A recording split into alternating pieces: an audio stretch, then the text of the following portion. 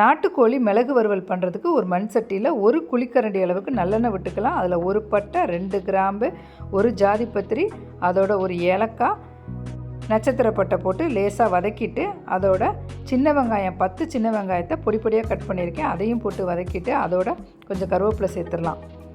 அடுத்து காஞ்ச மிளகா ஒரு 4 காஞ்ச மிளகா போட்டு அதையும் வதக்கிட்டு, அதோட இஞ்சி பூண்டு பேஸ்ட் வந்து ஒரு பெரிய டீஸ்பூன் அளவுக்கு எடுத்து அதையும் போட்டு வதக்கிடலாம்.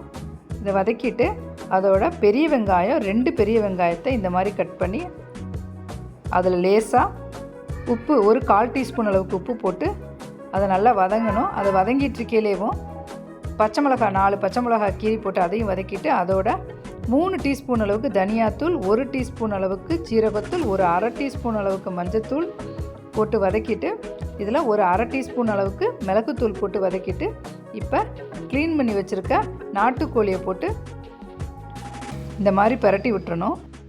இப்போது ஒரு 1/2 டீஸ்பூன் அளவுக்கு கல்லுப்பு எடுத்திருக்கேன், அதை இதில் போட்டுடலாம்.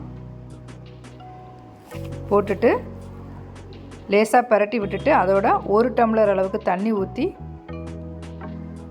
மூடி போட்டு ஒரு 10 நிமிஷம் மீடியம் ஃப்ளேமில் வச்சு வேக வச்சிடலாம். கோழி வந்து கொஞ்சம் வேக ஆரம்பிச்சிருக்கோம். இப்போ மறுபடியும் கிளறி விட்டுட்டு மூடி போட்டு ஒரு 10 நிமிஷம் மீடியம் ஃப்ளேமில் விட்டு வேக வச்சுட்டா நல்லா வெந்திருக்கும். நல்லா வந்திருக்கான்னு செக் பண்ணிவிட்டு அதுக்கப்புறம் 1 டீஸ்பூன் அளவுக்கு மிளகுத்தூள் போட்டு அதோட கட் பண்ணி வச்சுருக்க கொத்தமல்லியும் போட்டு இந்த மாதிரி பரட்டி விட்டுடலாம். இப்போ ஸ்டவ் ஆஃப் பண்ணிடலாம். சூப்பராக இருக்கும் இந்த நாட்டுக்கோழி மிளகு வறுவல். இது வந்து ரச சாதத்துக்கு, சாம்பாருக்கெல்லாம் சாப்பிட்டா சூப்பராக இருக்கும். இதை கண்டிப்பாக வீட்டில் நீங்கள் செஞ்சு பாருங்கள்.